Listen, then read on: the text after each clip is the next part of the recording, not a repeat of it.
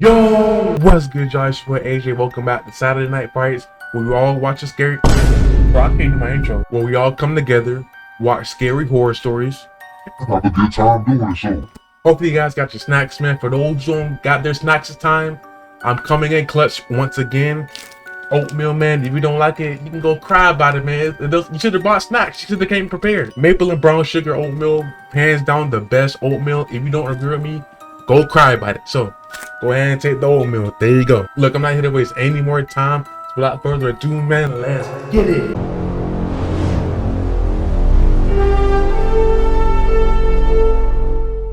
Alright, so this first one is by Alexander the Titan. It's called Hawk Tuah.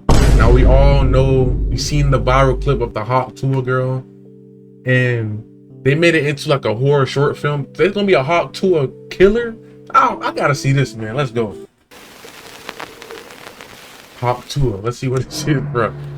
That's crazy. On your way home?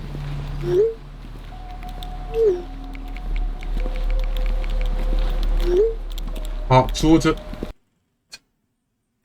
That's this dude talking, right? Bro, this dude said Hawk Tuah tonight. You can't make this stuff up, man. Bro. No, I'm feeling tired. Well, no Hawk Tuah for you.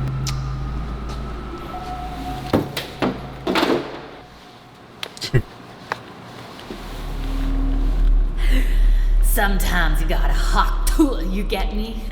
Ugh. Hawk Tuah! That's nasty, man. Come over here then, girl. Oh, he one of those type of people. Okay. That dude said, come over here, girl. You don't even know her. Why is she standing off to the looking at the side like this? That's a red flag. And this dude talking about some come over here, girl. Oh. I don't know who your name is, bro, but dude. You doing everything wrong, man.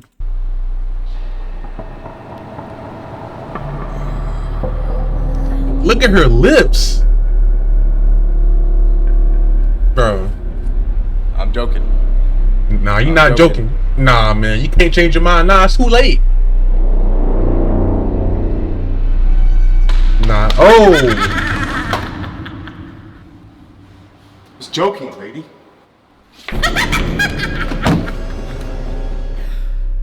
Nah, man. Hawk Tuah. Hot toot.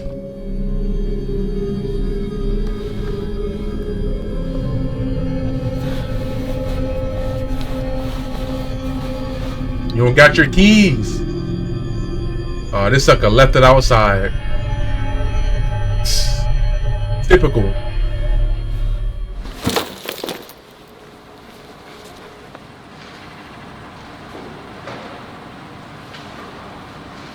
Now get back in the car and go.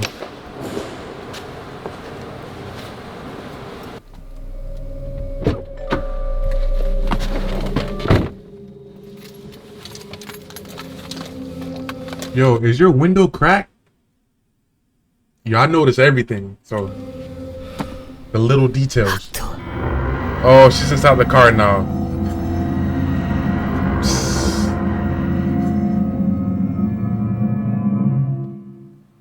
Wait, she's not?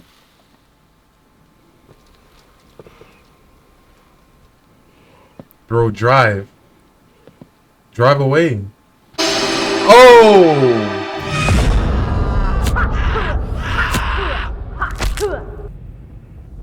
I mean, hey, say what you want, but like, he went out like a champ. He got the Hawk Tuah. All right, we got another one by what? We got another one by Alexander the Titan. It's called Larry or Stare, whatever it's called. Let's go. Rot. What does that mean? I mean, I know what it means, but.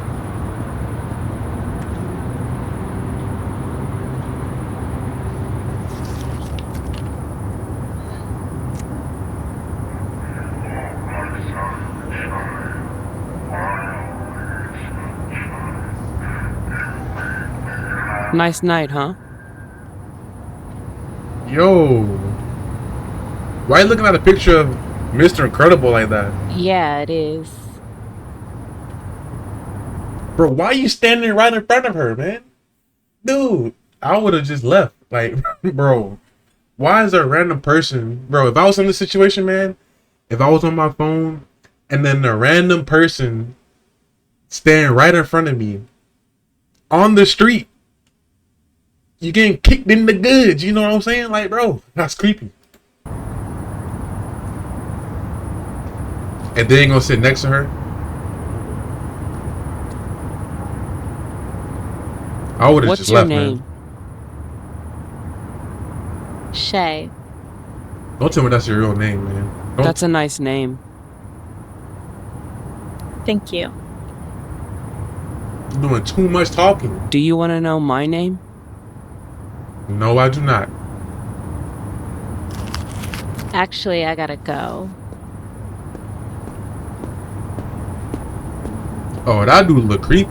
Walking home? Look how you standing there.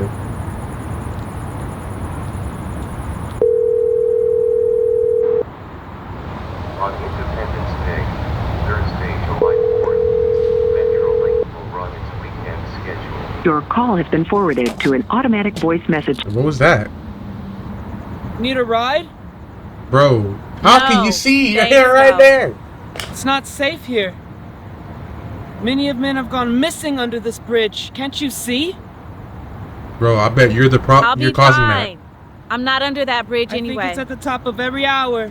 A train comes by blurring its horns. That means screams or cries for help can't be heard at the top of every hour. Bro, go back to where you came from. Why are you following me for?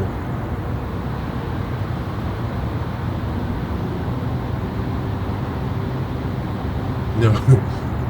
I do not trust that dude, man. Won what? Staring contest.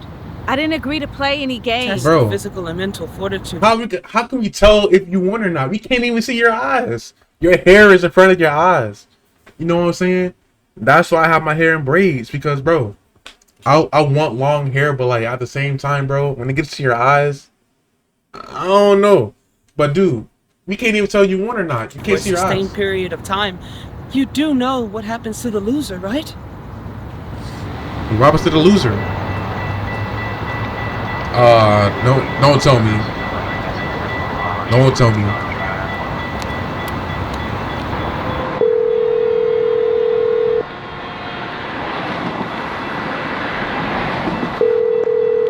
He's standing there menacingly. Your call has been forwarded to an automatic voice message system. Oh!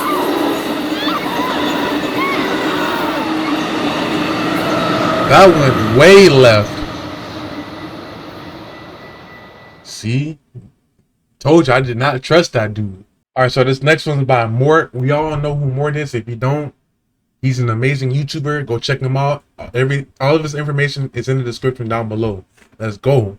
5 Night Shift Horror Stories animated. Let's go. I'm your typical 21-year-old American girl. I grew up in the suburbs and had a pretty nice upbringing.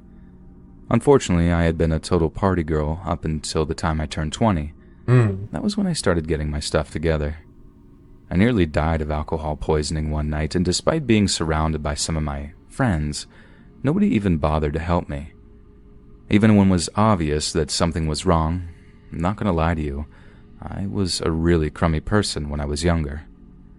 One of the things I remember doing with my friends was teasing a really unpopular kid.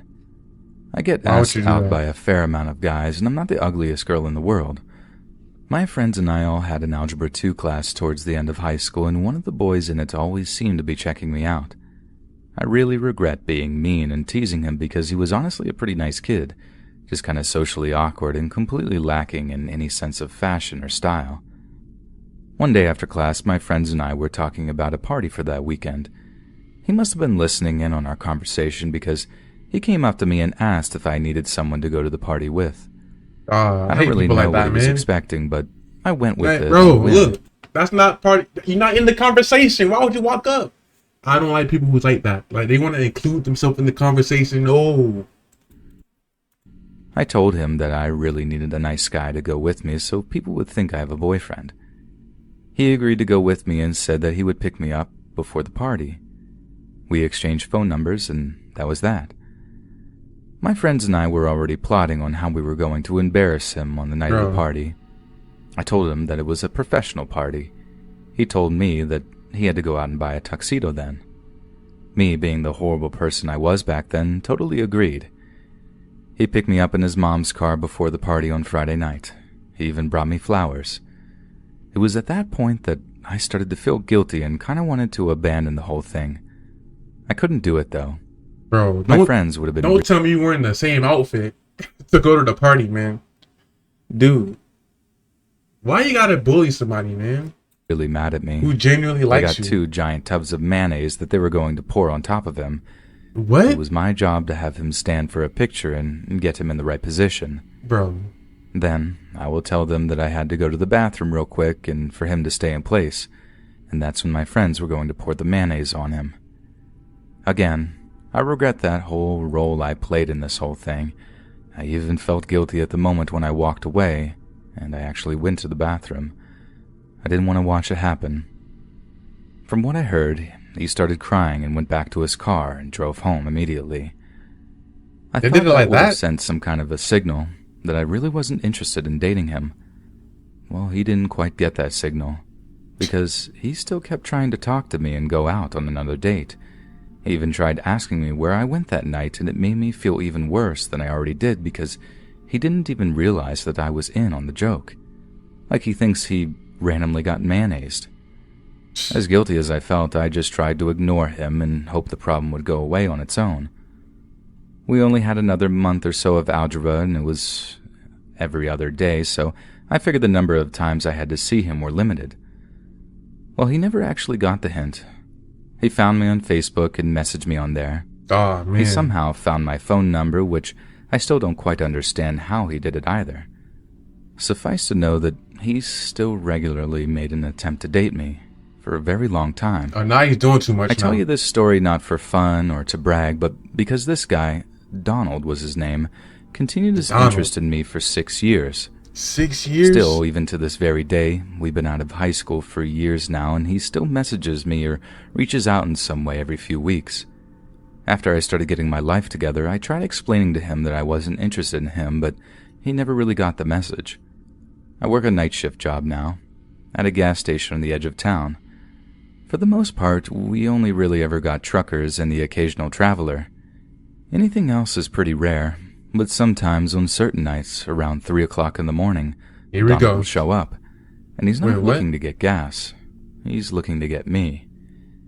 It's only happened 3 times now, but they were honestly pretty horrifying, and I nearly called the police the last time. I think I will if he shows up again. The first time he showed up where I worked, he tried pretending like it was a coincidence. Like, oh, hey, I didn't know you worked here. I was just buying 1 candy bar at a gas station at 3 o'clock in the morning. Suck a lion, man. The usual. Who goes to a gas station at 3 o'clock in the morning to buy a candy bar?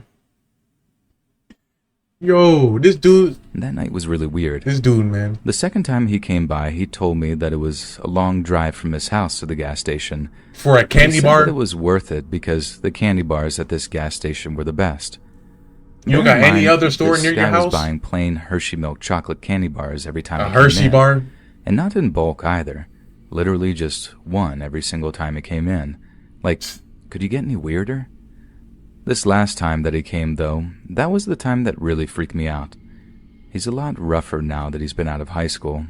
I think he works at some kind of manual labor job, or maybe he's just a dirty person. He always looks really disheveled when he comes in.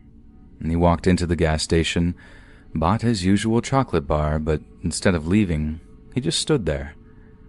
I was standing at the cash register, just kind of awkwardly waiting for him to go, but I handed him back his change and receipt and just watched him stand there and stare at me, like dead-on staring me in the eye.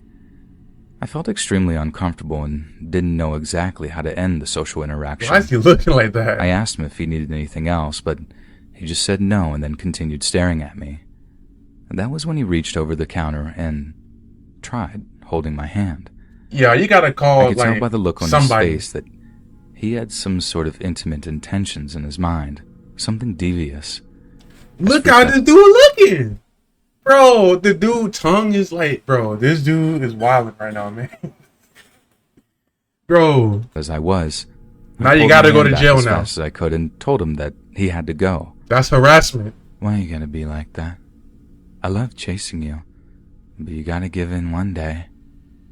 He said 6 years though? That was when I told him that I was not interested in him at all, and the only reason I went on a date with him was because I was in on the joke to pour the mayonnaise on him. I told him that I wouldn't date him if he was the last guy on earth and that I would never be interested in him. That's the worst. I saw his facial expression go from nefarious to angry. He what's he knocked a about to bunch do? of gum off of the gum rack before storming out. Before he walked out the door, though, he stopped and looked me right in the eye and said, "I'll have you one day, you little pretty princess." And then he left. This dude got bad intentions, I had no man. idea how to respond. I don't even know what to do about the situation.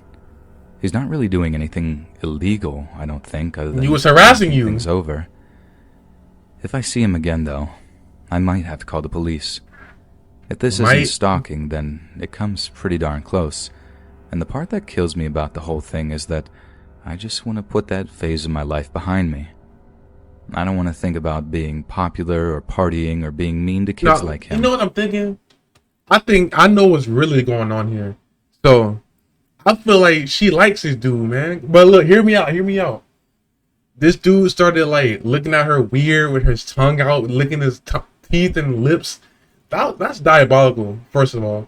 Second of all, he started caressing / rubbing her hand on the counter. She did not call the police. Anybody with common sense would have called the police, but she didn't. And then she said next time he come, she might have to call the police. She didn't say she will. She said she might. She likes him, bro. Like, I'm telling you, that's what's really going on right now. The more I think about it. Save up some money, get my life together, and maybe find a good boyfriend. But yeah, that's my ongoing situation with a very creepy guy I played a prank on from high school. And looking back, I never should have gone along with it. This sucker I should have followed my intuition and done the right thing. Instead, I guess I have to pay my dues for what I have done in some way. Maybe this is some weird form of justice. I don't know, but you like him. You can't even deny it. Did you even call the police once? I work at a regional grocery store. I'm a 26-year-old female. I graduated from college with a master's degree in psychology and still couldn't find a job.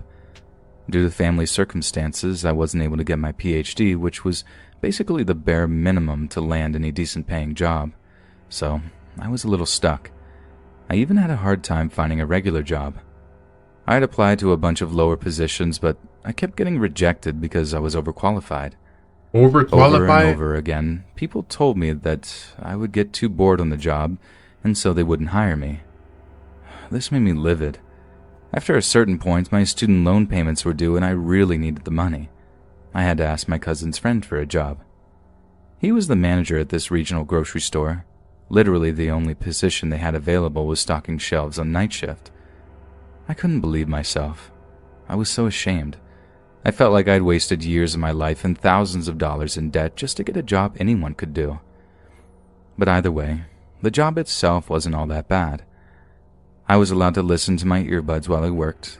This meant I could turn on my favorite podcast while working. My favorite murder, if you're wondering. I must have worked there for about a year before the big change came. Previously, the store closed down at 12 in the morning, but for whatever reason, that policy got changed and it became a 24-hour store with the exception of holidays and Sunday nights. It really sucked. What used to be my podcast and stock the shelves time kept getting interrupted by stupid customers asking where things were. Oh, man. That was fine. I didn't mind helping people out. I worked there after all. But they would literally ask me where the most obvious grocery items were. So many times I couldn't help but think, are you literally blind or stupid? But then there was one night when a very strange man came up to me. He had really buggish eyes. Entire body was round and what's that coming out of his nose? Bro, I know that's not your nose here, man. Take care of that, bro. Bro, you look like you got worms coming out of your nose, man. He had the longest nose hair I'd ever seen on a human being. I didn't even It think that like was he took possible. the hair right off of his head and glued it into his nose. I was down on my knees stocking the bottom shelf with pickles when he touched my hair. I had my hair in a ponytail that night, and he lightly caressed the part of it that was I know his hand got a whole bunch of grease on it, man. It's so greasy, man, and he touching her shoulder. Bro, touching my back. he just got done eating a I jerked cheeseburger. back and asked, "Excuse me?" He tried playing it off like he had arthritis, but I knew that he was just being a creep. I asked him what he wanted. He stood there for a second. He seemed to be thinking of what to say, but only one word came out of his mouth. Man. You. He walked up closer to me and then started to smell my shoulder. It felt so weird, and I don't think I could have been more. Yo, you see this elbow right here? Go ahead and drop this, and then move the elbow back into his gut. You know what I'm saying? That's all you gotta do. More creeped out. I told him that if he doesn't need any help finding any items, then I had work I had to be doing. But he kept standing there. He started smiling real Look at this wide dude, and man. hugged me. Ugh. It's okay, darling. I'm going to take care of you. At this point, I was screaming This is inside definitely my head. harassment. This freak was crossing a million different lines. I pushed him off of me and ran to get my manager, who was a larger guy. He'd have no problem fighting this creep if it came to it. The creepy guy followed me as I went too.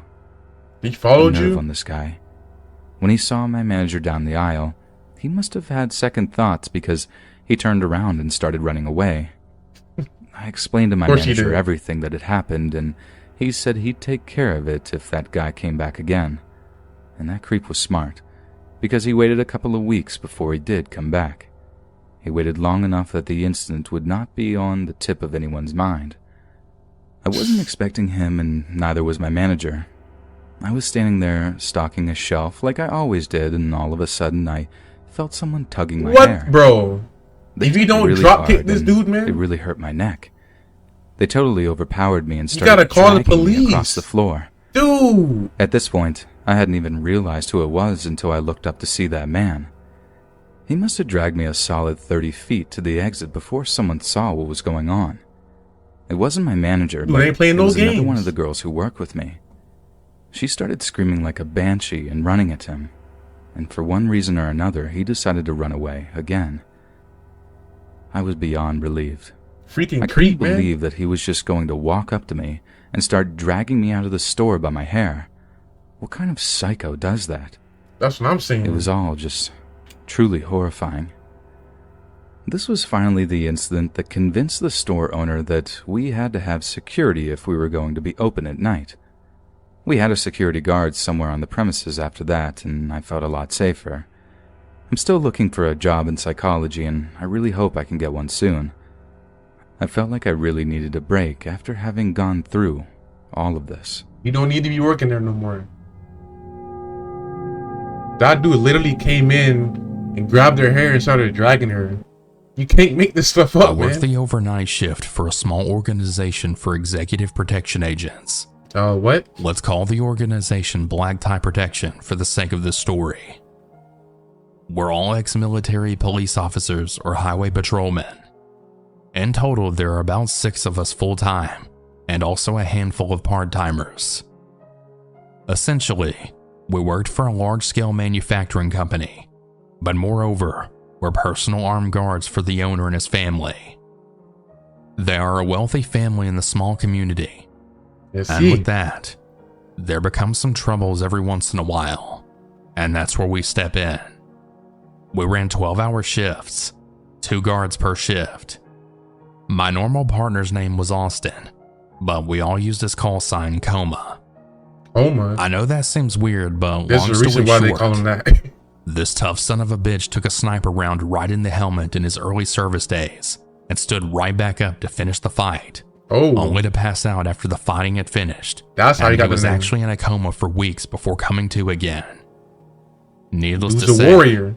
he's a good partner to have. Our normal shift consisted of one of us walking the empty building at night, while the other sits at the guard station next to the owner's huge house watching the property, as well as the video camera feeds.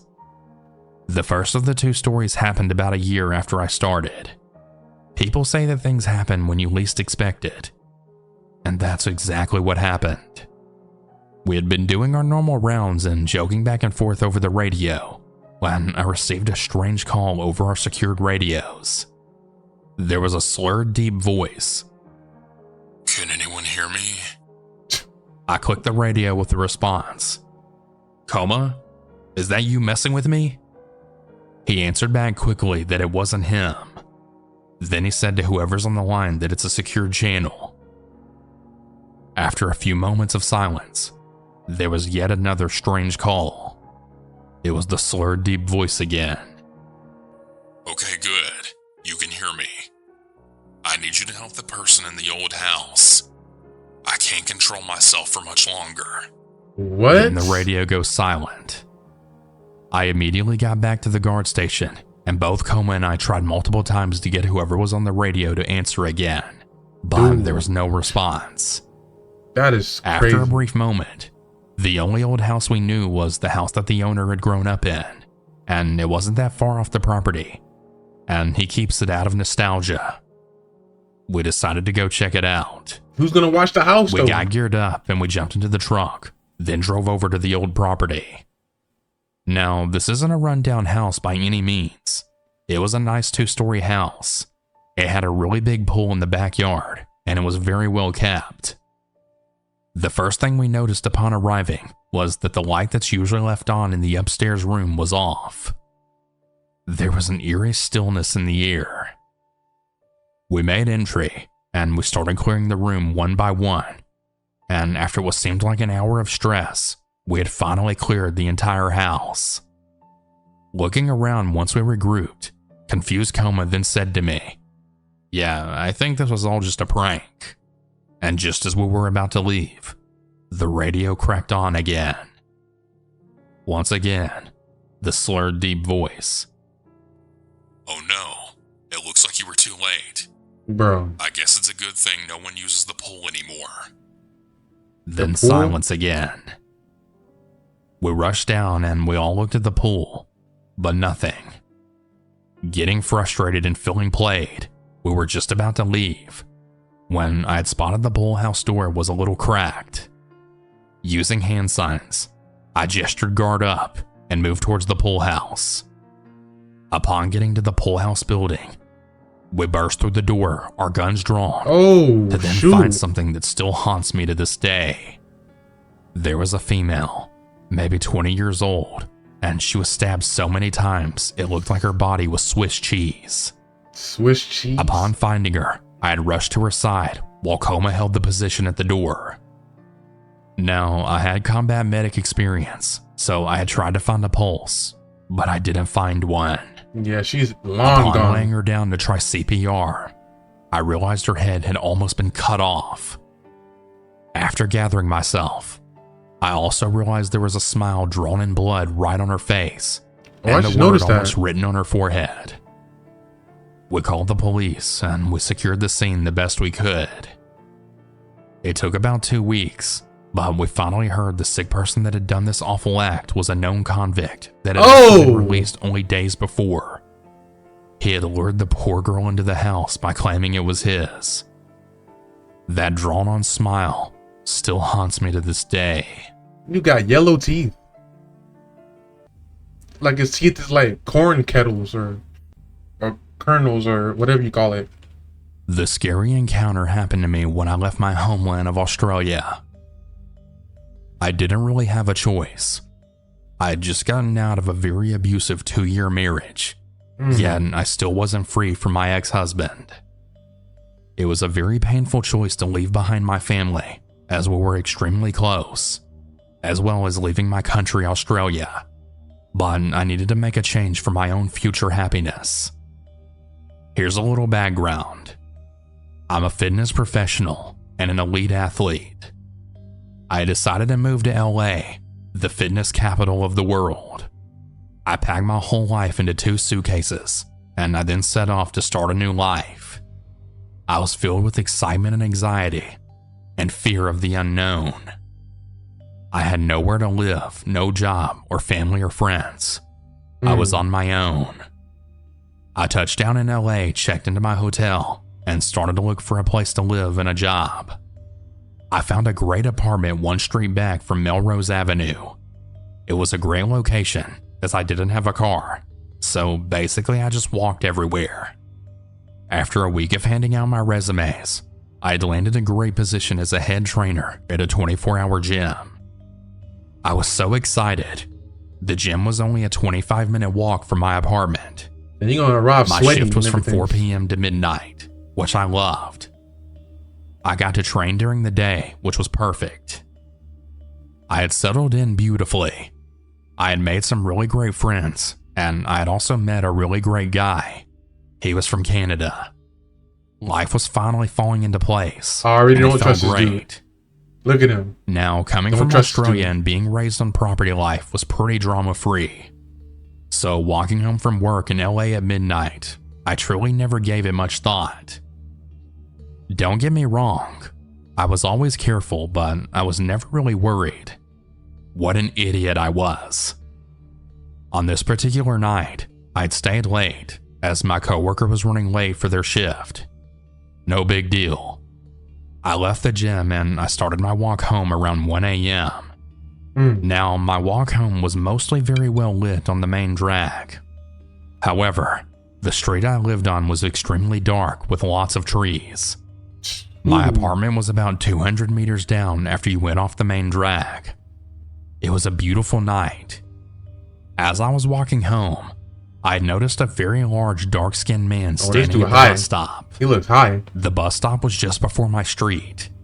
This guy was about 6 foot tall and at least 300 pounds. Dang. A big guy. Now remember, I'm a Probably fitness swole, professional, all muscle. so I know physiques, and I noticed him right away. We made some eye contact, and I instantly felt the hairs go up on my back of my neck, and I felt panicked. Is he okay? The guy wasn't checking me out like, oh, she's cute. Oh no. I felt his intentions right there through that stare, and they were not good. Nah. I could feel my stomach turning, and my heart was beating right out of my chest, as if I had just finished the 100-meter Olympic final. As I walked right past him with a purposeful walk, Look at his I could eyes. feel his eyes boring into my soul. I didn't dare look at him again. I really didn't want any type of conversation with him or give him any opportunity to approach me. Why'd you So stop I for a walked second? past him, and with every step as I walked by, I could feel my pulse quickening. When I finally passed him, my fear only increased, as I then realized he's now behind me and I can't see him. I'm a strong, fit woman, 5'7" at 135 pounds. But I'm clearly no match for a big guy like him. Yeah, 300 pounds? Bro, As I turned onto my street, your weight don't matter. the terror was now full on reality, as my street is pitch black. No streetlights and lots of trees, as I mentioned before. Don't you have a phone or something like that I with was a walking flashlight? so fast now. I reached into my hip pouch and I pulled out my keys, placing them between my fingers and held on tightly. My heart was pounding in my ears. All of a sudden, I heard these really loud footsteps running up full speed behind me. I spun around to see this big, huge guy standing right in front of me, and I screamed out loud. He then grabbed me with both hands, clutching my clothes. I was still clutching my keys, and I had punched him in the face as hard as I could. Good.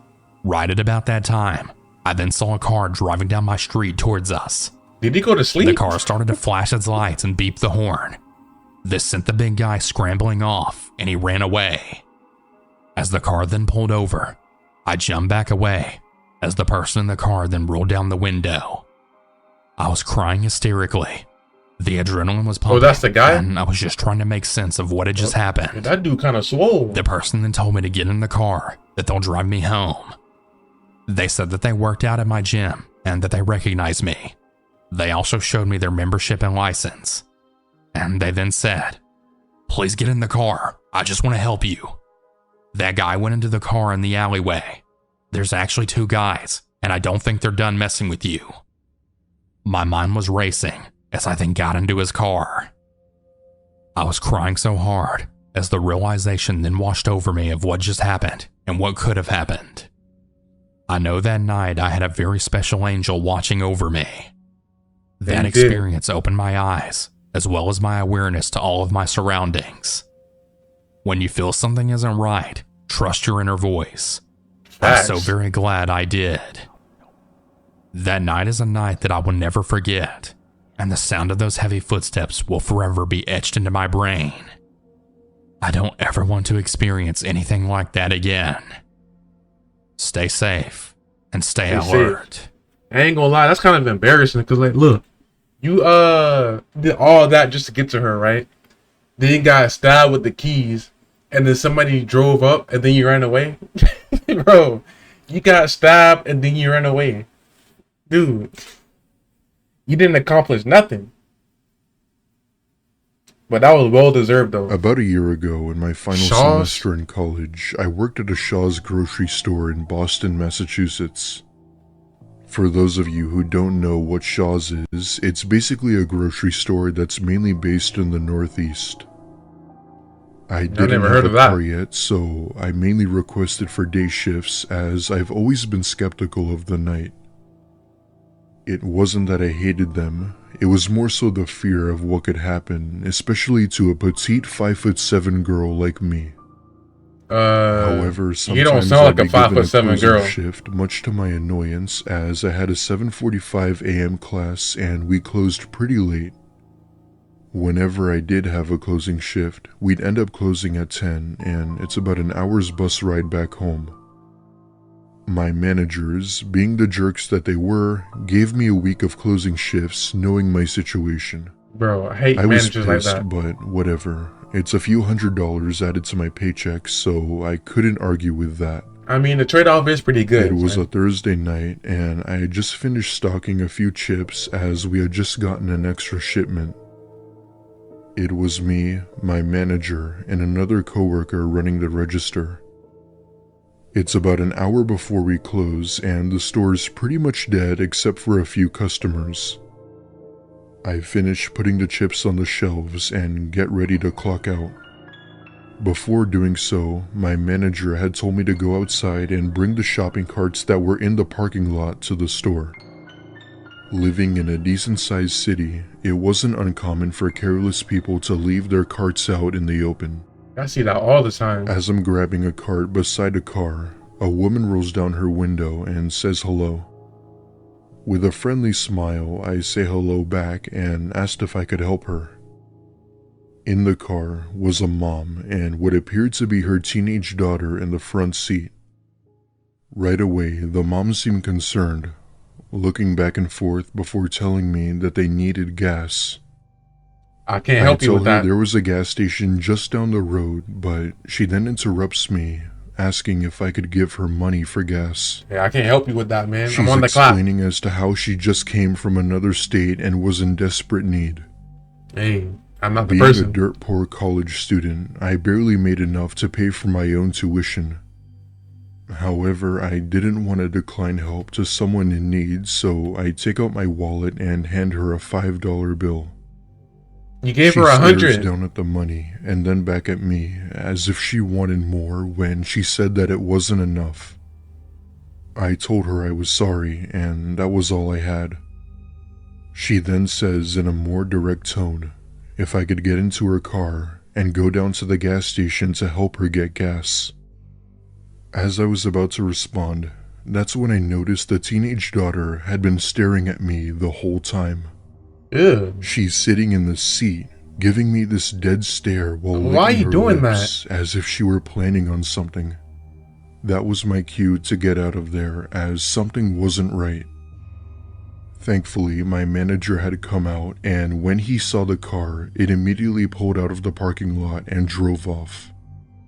I remember running up to him and thanking him for noticing. He also knew something was wrong, as he could definitely see the fear and panic of my face. My manager took a picture of the car and was able to identify the year and model of it. Took a picture of it like I worked at that? that Shaw's for a good year after that, and never saw that car again. Yeah, they wasn't looking for gas, man. They was looking for something else, man. But alright, I'm about to end it up right there, y'all. Hopefully you guys enjoyed this video, man. Please smack the like button. Subscribe today to join the AA. And I'll see you guys next time. Peace.